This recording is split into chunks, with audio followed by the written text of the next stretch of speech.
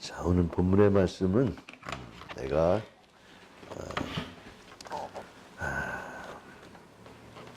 율법이나 선지자나 모든 것을 폐하러 온 줄로 생각지 마라. 폐하러 온 것이 아니요 완전케 하려 함이라 하셨습니다.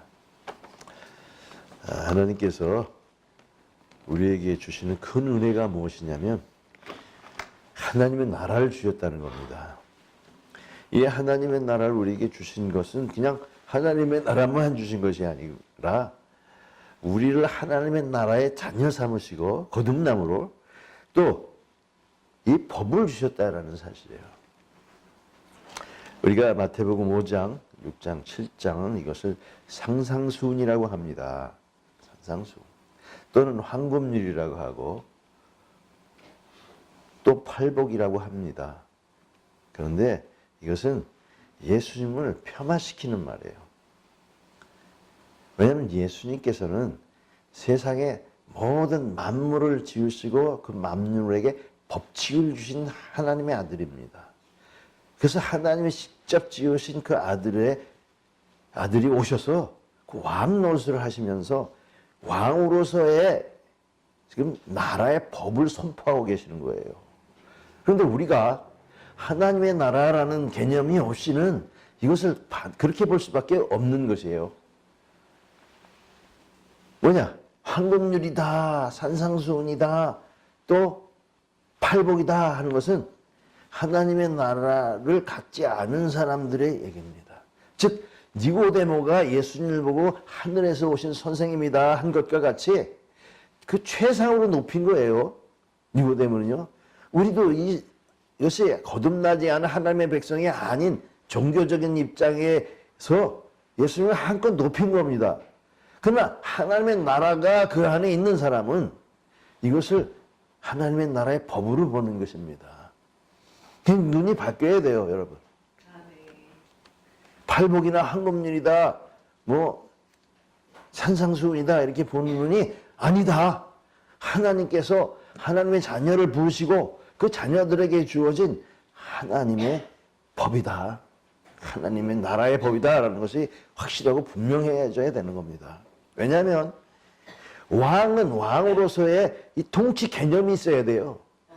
자기 속에서 어떻게 이 국가를 이끌어 나가야 하느냐 그 토대를 정하는 게 법이란 말입니다. 그래서 예전에 우리 조선시대에도 그 유교적인 이 종교적 개념으로 이 경국대전을 만들었어요. 그 법에 의해서 백성들을 치리하고 다스렸단 말입니다. 이것처럼 예수님이 그 왕을 오셨는데 예수님의 성격에 맞는 예수님이 원하시는 바 그것을 선포하시는 거예요. 원래 모세의 법은요 가나안 땅의 경계 안에서의 법입니다. 가나안 테두리 안에서. 그것은 그 토양과 기후에 맞게 그리고 하나님이 주신 그 호렙산에 주신 십계명에 맞게 이 613가지의 법이 주어졌습니다. 세워보진 않았지만 365가지 하지 말라 248가지 해라 하는 이 법으로 모세의 법입니다. 이게 율법이에요. 그렇지만 예수님은요 이 땅에서의 법이 아니라 온 세상 즉 가나안의 좁은 그 에어리어 지역 안에 있는 법이 아니라 온 세상들이 다 지켜야 할 그리고 현 시대만 아니라 아주 만세에 지켜야 할 법을 주신 거예요. 그리고 이것은 그냥 법이 아니라 세상을 넘어선 영원을 사는 법이란 말입니다. 네. 사실은 이 법이라는 게 하나님께서 말입니다. 세상을 창조하셨잖아요. 말씀으로. 그게 뭐가 있어야만 된 것이 아니라 그 있어야 할 그것들이 어떻게 해야 할 것까지도 주신 거예요. 네. 그래서 이 세상 만물들은 하나님의 말씀대로 하나님대로 그대로 그는 우리는 과학자들은 뭐 자연 법칙이다 우주 법칙이다 하지만은 사실은 하나님께서 그들에게 모든 걸 다 조화롭게 하시기 위해서 법을 주셨단 말입니다. 근데 이 사람들은 무지몽매해가지고 시대에 따른 법을 적용할 수밖에 없어요. 그래서 이 모세의 법에는 하나님의 분명히 법이지만 예수님께서 말씀하신 것처럼 본문에서 내 율법과 선지자를 폐하러 온 것이 아니라 완전케 하려 왔다 그렇게 말씀하셨어요. 여러분 야고보서 1장 25절에도 이 법을 뭐라고 얘기하냐면 자유롭게 하는 온전한 율법이라고 얘기하고 있어요. 그래서 예수님께서도 마가복음 2장 22절에 포도주의 비유로 말씀하셨어요. 새 포도주를 낡은 가죽 부대에 담을 수 없다. 그렇게 되면 새 포도주가 터져서 다 망해버린다. 왜? 오직 새 포도주는 새 부대에 담느니라. 지금 예수님께서 이 하나님의 나라이긴 하지만 그 좁은 하나님의 나라가 아니라 이 완전한 나라, 온전한 나라. 그런 나라를 가지고 오셨으면 법도 달라져야 되는 거 아니에요? 그러니까 이 우리가 새 부대에 새 포도주 하는데 뭐 딴소리 하는 게 아니에요. 뭐 하나님의 나라니까 하나님의 나라에 맞는 법과 제도를 주셨다라는 그런 의미입니다. 그 낡은 옷에다가 새 옷을 기면 그게 송하겠느냐? 오히려 당겨 찢어지느니라고 말씀하신 것이 그 옛날에 그 하나님의 나라, 땅의 하나님의 나라에 진리를 갖다 붙여도 소용없다라는 얘기예요. 그러니까 새 나라는 새 법이 필요하다라는 거예요. 이 법은 엄청난 법입니다, 여러분. 오늘은 이 법에 대해서 낱낱이 하지는 않겠지만 첫째, 뭐가 있느냐? 권리가 주어져 있어요. 여러분 잘 아시잖아요. 이 지금 권리라는 게 뭐냐면 이게 마태복음 5장 3절과 10절에 있는 것 말입니다. 그거 팔복이라고 그러는 거. 심령이 가난한 자는 복이 있나니 천국이 저희 것이며 애통하는 자는 복이 있나니 저희가 위로를 받을 것이며 온유한 자는 복이 있나니 저희가 그 땅을 기업으로 받을 것이며 긍휼히 여기는 자는 복이 있나니 저희가 긍휼히 여김을 받을 것이며 의에 줄이고 목마른 자는 복이 있나니 저희가 배부를 것이며 마음이 청결한 자는 복이 있나니 저희가 하나님의 얼굴을 볼 것이며 또 화평케 하는 자는 복이 있나니 하나님의 아들이라 일컬음을 받을 것이며 의에 줄이고 목마른 자는 복이 있나니 의로 인하여 핍박을 받은 자는 복이 있나니 천국이 그들의 것입니다. 예수님이 하나님 나라를 사시는 분이에요. 그러니까 하나님 나라 자녀의, 하나님 나라 자녀의, 하나님 나라 자녀를 위한 이렇게 돼야 됩니다. 여러분, 이 법이라는 게.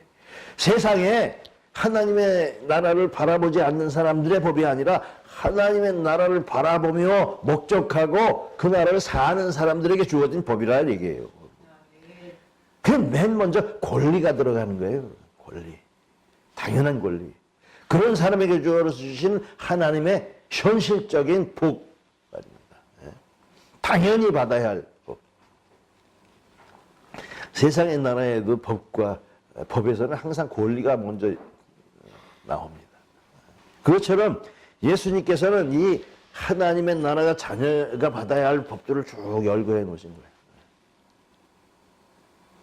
근데 그 복이 우리의 땅을 사는 사람들은 전혀 관계가 없는 것이 되어버리는 겁니다. 또 그걸 갖다가 사모해도 하나님 나라를 살지 않는 사람은 무효한 거예요. 아무것도 아닌 거예요. 오직 하나님의 나라의 자녀들 또 하나님의 나라를 유업으로 받은 사람들에게 통하는 법입니다. 당연히 받아야 할 것. 그건 멀리서 받는 게 아니라 당장 받고 있는 것. 얼마나 아름다운 법입니까? 하나님의 자녀들을 위해서 하나님이 크게 축복하신다는 사실. 그것만이 아니라 이 책임과 의무가 또 따릅니다. 여러분 계속해서 예수님이 이 마태복음 5, 6, 7장에 계속 말씀하시면서 모든 것을 다 말씀하고 계셔요. 사실은 이 모세가 그 호렙산 또 시내산이라고 하는 산을 꼭대기에서 그 율법을 전수한 것처럼 예수님도 산 위에 올라가셨어요. 똑같은 패턴을 가지고. 산이라는 것은 예전에 모세가 했을 때도 산이라는 것은 정결하고 신성하고 하나님이 계신 곳이라고 인정을 받았습니다. 그냥 예수님께서 바로 그 일을 취하신 거예요. 똑같은 패턴을 통해서. 자, 그래서 책임과 의무는 뭐냐? 그 말씀 가운데 다 있어요. 누구든지 너를 억지로 오리를 가게 하면 심리를 가져라. 속옷을 가지고자 하는 자에게 겉옷까지 내줘라. 내게 꾸고자 하는 자에게 꾸어주라. 거절하지 말라. 그리고 우리가 잘 아는 거 있지 않습니까? 너희 원수를 사랑하며 너희를 박해하는 자를 위하여 기도하라. 그럼 반드시 그렇게 해야 될 책임과 의무를 주어주셨어요. 성경 안에서 말입니다. 그 왜 그러셨느냐? 왜 그러셨느냐? 목적이 있습니다. 목적. 목적은 뭐겠어요? 너희는 빛과 소금이다 라고 말씀하셨어요. 만약 그 소금이 맛을 잃으면 무슨 소용이 있겠느냐라고 말씀해요. 이 하나님께서는요, 여기 16절에 기록된 것처럼 이같이 너희 빛이 사람 앞에 비치게 하여 그들로 너희 착한 행실을 보고 하늘에 계신 너희 아버지께 영광을 돌리게 하라라는 것이에요. 우리 믿는 자들, 하나님의 자녀들을 통해서 이 믿지 아니하는 자들이 보고서 믿는 자녀네, 하나님은 역시 대단하시고 하나님 훌륭하시고 하나님이야말로 이 세상에 저 믿는 자녀들을 통해서 우리들에게 유익을 끼치시는구나, 세상을 바꿔나가시는구나 하고, 믿지 않는 사람들이 믿는 자의 행실을 보고 하나님께 영광을 돌리게 하라라고 했어요. 네. 여러분 요즘 뭡니까? 왜 이렇게 영광 돌리지 못하고 오히려 많은 말들을 듣습니까? 하나님의 나라에 대한 개념이 없기 때문에 그래요. 하나님의 나라의 사람이 아니기 때문에 그런 것이고 거듭나지 못해서 그러는 겁니다.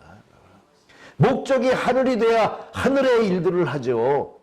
네? 하늘의 법을 지키는데 목적이 땅에 있으니 하늘의 법이 마음에 들어오고 그 행위가 되겠습니까? 네? 야고보서 1장 22절 자유롭게 하는 온전한 율법을 들여다보고 있는 자는 듣고 잊어버리는 자가 아니요 실천하는 자니 이 사람은 그 행하는 일에 복이 있으리라. 아니 율법을 들여다봐. 온전한 율법이 뭐겠어요? 예수님의 말씀입니다. 네? 저 구약의 율법이 아니라 그 예수님의 가르침을 딱 알고 듣고 그냥 잊어버리는 자가 아니라는 얘기예요. 여러분. 여러분, 우리는 팔복에 대해서는 엄청난 관심을 갖지만 이 책임과 의무에 대해서는 전혀 관심이 없어요. 왜? 오른뺨 때리면 왼뺨도 내밀어라 그랬거든요. 참 실행하기 힘든 거예요. 그렇지만 거듭나면 할 수 있는 겁니다. 여러분. 하늘을 바라보면 그렇게 할 수 있어요.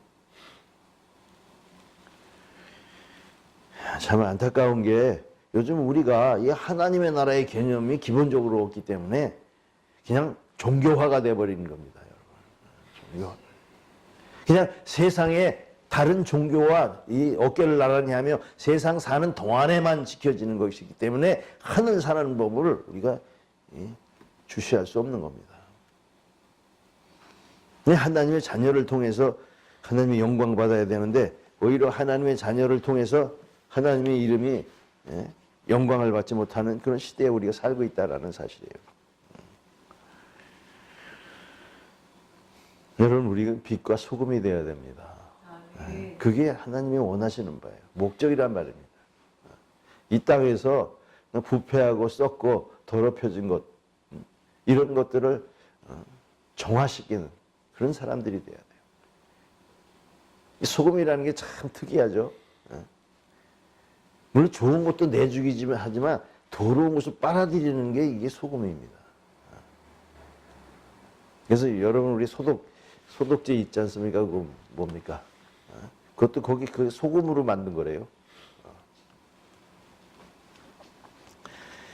자, 그렇게 하나님께서 우리에게 원하시는 것은 바로 이렇게 빛과 소금이 돼서 하나님의 이름에 영광 돌기를 원하시는 겁니다. 자, 그러면 뭐가 있느냐? 공의가 있단 말입니다. 공의. 나만 좋다는 공의가 아니라 하나님이 여기 5장 45절에 이같이 한적 하늘에 계신 너의 아버지의 아들이 되리니 이는 하나님이 그 해를 악인과 선인에게 비주시며 비를 의로운 자와 불의한 자에게 내려주십니다. 하나님께서는요, 불의한 자나 의로운 자나 똑같이 비를 내려주신단 말입니다. 똑같이. 하늘에서 똑같이 공평하게 공의를 행하는 거예요. 어떤 사람은 미워서 벼락을 쳐주고 어떤 사람은 이뻐서 햇빛을 주는 게 아니라 똑같이 주신단 말입니다. 그러니까 해를 악인과 선인에게, 비를 의로운 자와 불의한 자에게 똑같이 내리는 것처럼 우리도 그렇게 하라 이겁니다. 그게 온전한 거예요. 온전한 거. 너희 아버지께서 온전하신 것 같이 너희도 온전하라. 퍼펙트하다라는. 어떤 뜻이냐면 우리가 모든 법은요, 구약의 법은 이 상대적인 법이 있습니다. 그냥 상대방이 나를 때리면 나도 가서 한 대 때려야 되고, 눈을 찌르면 똑같이 손해본 대로 눈을 찔러야 되고, 상대방이 멱살 잡으면 나도 멱살 잡아야 되고. 우리가 요즘 사는 게 그렇지 않습니까? 근데 그것이 아니라 하나님이 똑같이 하십니다. 미워하는 자에게 세상에서도 떡 하나 더 주라는 그런 속담이 있는 것처럼 하나님께서는요, 똑같이 대해라 이거예요. 내 자식도 사랑해서 똑같이, 사랑해서 모든 걸 다 주려고 하지만 남의 자식도 그렇게 하라라는 얘기고요. 우리 가족들끼리만 잘 살고 사이좋게 사는 게 아니라 다른 사람에게도 똑같이 그런 마음을 가져라는 거예요. 이게 하나님의 온전하심을 쫓아서 사는 겁니다. 그게 하나님의 부탁이에요. 자, 다시 4장 17절로 돌아가면 하나님께서 이 법을 완벽하게 하려고 하신 거예요. 선지자나 율법을 폐하러 온 것이 아니라 완전하게 하려 했다. 온전하고 완전은 다릅니다. 그러니까 부분적인 뭔가 미흡한 것을 완벽하게 하려 오셨다라는 거예요. 자, 고린도전서 13장 11절에 내가 어렸을 때 말하는 것이 어린아이 같고 깨닫는 것이 어린아이 같고 생각하는 것이 어린아이 같다가 장성한 사람이 되어서는 어린아이를 버렸노라 그랬잖아요, 여러분. 하나님께서 십계명을 중심으로 해서 그 율법을 모세에게 주었어도 온전한 법은 아니란 말입니다. 그 아들이 와가지고 온전케 하시는 거예요. 온전케 하시는 이인 예수를 바라보자. 뭘 온전케 해요? 그 가르침을 통해서 그 법이 온전한 것처럼 그 온전한 법을 들여다보는 자는 온전해져야 된다는 얘기예요. 여기 갈라디아서 4장 3절에도 이와 같이 우리도 어렸을 때에 이 세상의 초등학문을 아래서 종노릇하였다 이렇게 얘기하고 있어요. 초등학문이라는 게 뭡니까? 그 모세의 율법을 말하는 거예요. 그 사도 바울도 말하기를 내가 가진 의는 율법에서 난 의가 아니라 그리스도를 믿는 믿음에서 난 의니 곧 하나님께로부터 난 의다. 믿음으로 난 의다 이렇게 얘기했어요. 우리 신앙생활 속에 이 예수님의 주신 이 새로운 법, 온전한 법을 우리는 성령의 법이라고 얘기해야 됩니다. 율법이 없는 사람들이 돼버렸어요. 기독교인들이요. 왜? 율법은 잘못된 거라. 맞습니다. 율법은 뭐냐면 죄를 정하는 법이거든요. 영생에 이르지 못하도록 죄를 정하는 거예요. 네가 이렇게 죄를 지면 안 된다 그래놓고 너가 이렇게 죄를 졌으니 영생할 수 있느냐? 이렇게 묻는 법이란 말입니다. 그러나 예수님의 법은 영생에 들어가지 못하는 자를 영생에 이끌어주는 법이요. 또 이렇게 용서하는 법이란 말입니다. 살려내는 법이에요. 그게 온전한 법이라는 거예요. 근데 우리는 초등학교 시절처럼 그냥 똑같이 무엇을 배워도 그냥 수준 낮게 배우는 것처럼, 근데 아예 그것도 없어져 버렸어요. 율법이라는 것은 그건 타당하지가 않다 하고 율법적이다 그리고 싹 버려버렸어요. 여러분. 아예. 여러분, 율법보다도 은혜가 더 훌륭한 건 알지만 그 은혜가 있다고 해서 법이 없어진 건 아니에요. 네. 법이 세워짐으로써 은혜가 되는 것이죠. 법이 할 수 없는 그것을 하나님이 용서와 넘어주셔서 우리에게 회개할 길을 주시고 생명으로 들어갈 길을 주신 거예요. 근데 우리는 그냥 은혜로 들어가 버렸어요. 법이 없는, 그러니까 세상 법도 안 지키는 사람이 되어버렸어요, 또. 빨간 불도 안 쓰고 파란 불도 막 가고 이런 사람들이 되어버렸단 말입니다. 여러분 그것이 아닙니다.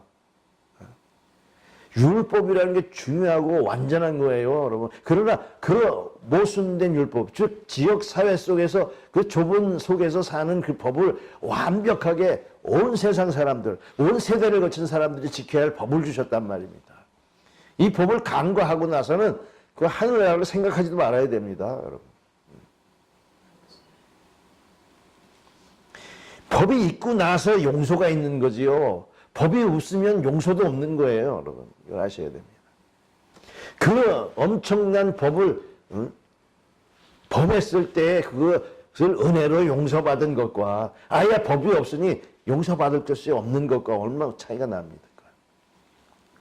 이제 이 예수님의 말씀을 그냥 쭉 이렇게 세세히 하나씩 공부하다 보면은 다 드러나겠지만 말입니다. 그래서 우리는 정말 예수님의 가르침을 귀하게 여겨야 됩니다. 왜냐하면 예수님이 이 땅에 오셔서 율법 폐하러 오신 것이 아니에요. 그렇다고 해서 새로운 걸 만들어 오신 건 아니에요. 완성시키려고 했어요. 우리 요즘 이 시대의 사람들도 보수주의가 있지 않습니까? 옛 것을 지켜야 된다. 또 개혁주의가 있지 않습니까? 새 것을 만들어야 된다. 예수님은 그럼 어떤 분이셨냐? 그 율법에 있는 것을 새롭게 고치려고 하는, 그러니까 진보주의자냐 개혁주의냐, 그것 아닙니다. 그것 아니에요. 오히려 옛것 완전한 것으로 대한 회복을 하시는 분이에요. 그래서 오늘날 이 기독교에도 진보주의가 있고 보수주의가 있는데 그거 옳은 게 아니에요. 그럼 뭘 해냐? 회복주의가 됩니다. 우리 온전한 것으로 회복돼야 돼요. 사도행전에 나타나는 것처럼 예수님께서 하나님 나라의 일을 말씀하실 때 제자가 뭘 했습니까? 이스라엘 나라가 회복되면 이때니까 이렇게 얘기한 거잖아요. 여러분 지금 현재 저 기독교 제가 합동 보수라는 것은 뭐냐면 그 보수가 어느 시점이냐가 중요한 거예요. 예수님이 이런 말씀하시던 초대교회의 시점이냐? 그런데 그게 아니라 저 캐톨릭과 이 정말 프로테스탄트의 그 갈등 속에서의 보수주의다라는 얘기예요. 그 무슨 소용이 있어요? 아무리 고쳐도 아무리 지켜도 소용이 없고요. 또 개혁주의가 바로 거기에 있다면 아무리 고쳐도 소용이 없는 거예요. 그냥 우리는 회복돼야 돼요. 그쪽으로 돌아가야 돼요. 다시. 우리 신학교에는 뭐 성소로 돌아가자, 초대교회로 돌아가자 하지만 그 뭐냐면 예수님의 이 진실된 말씀을, 이 법을 행하고 바라고 아는데 돌아가야 된다라는 사실이죠. 예수님이 그러려고 오신 거예요. 그래서 율법 왜 1.1획도 영원하다 틀리지 않다라고 말씀하십니다. 하나님의 법은 이미 정해져 있어요. 정해져 있어요. 이 세상 만물의 우주 법칙이 다 정해져 있는 거예요. 이건 뭐 뜯어 고칠 필요도 없고 뜯어서도 안 되는 거예요. 그러니까 하나님의 법이 고쳐질 수도 없고 고쳐서도 안 되는 거란 말입니다. 다만 우리가 모르고 있는 것을 알아내는 게 중요한 거예요. 예수님이 하신 그 일이 이런 일이었는데 우리는 다르게 생각하고 다르게 행했구나 하면서 다시 예수님의 것을 어떤 것인가 찾아봐야 된다라는 사실이에요. 세상에 많은 사람들이 왕이 되면 법을 고치려고 하지만 오늘날도 그래. 뭐 헌법을 개정해야 된다. 왜? 자기 통치 구조에 맞게 만들어야 되니까. 여러분 하나님의 통치 구조는 오직 생명을 위한 영생이고 자녀를 위한 것이라는 생각을 마음 깊이 가지시길 바랍니다.